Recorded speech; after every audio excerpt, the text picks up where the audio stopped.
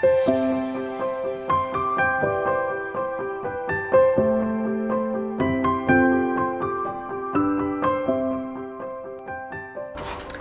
m'appelle Esther Pivet, je suis coordinatrice du collectif Vigigender qui se donne pour mission depuis 6 ans maintenant d'informer les parents et les enseignants sur la diffusion de la théorie du genre à l'école essentiellement et puis plus globalement dans la culture.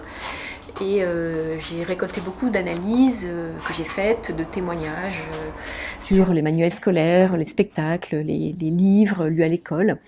Et j'ai rassemblé tout ça dans un livre qui s'appelle Enquête sur la théorie du genre, qui est un cri d'alerte en fait, pour faire prendre conscience aux parents et aux enseignants de l'imprégnation totale de l'école par la théorie du genre.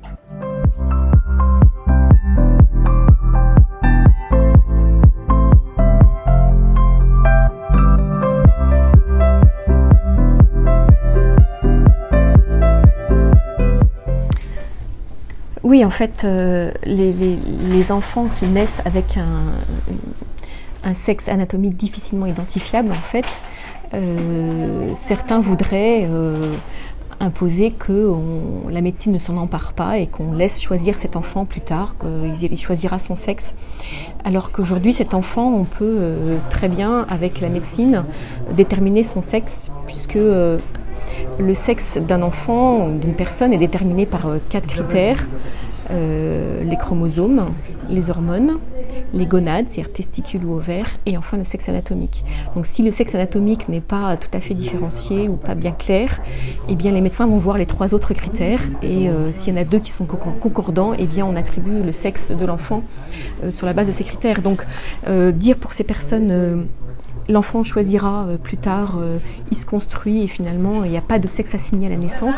Ça fait partie de l'idéologie du genre qui considère que nous ne sommes qu'une construction en fait.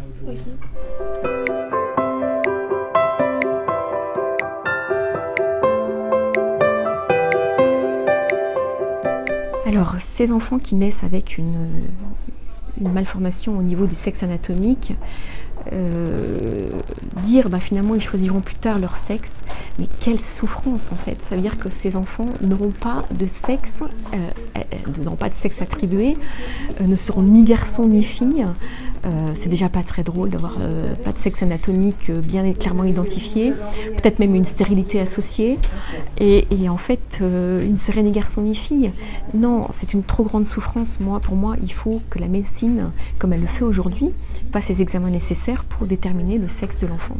Et c'est pas dans l'intérêt de l'enfant de faire attendre en fait.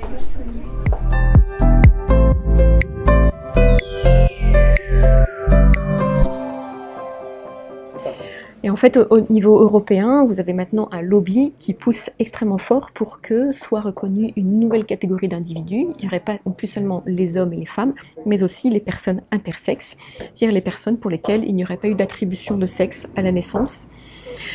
Parce qu'il y avait effectivement une anomalie sur le sexe anatomique, et donc on laisserait ces personnes pendant le laps de temps qu'elles décident, et bien finalement sans sexe assigné.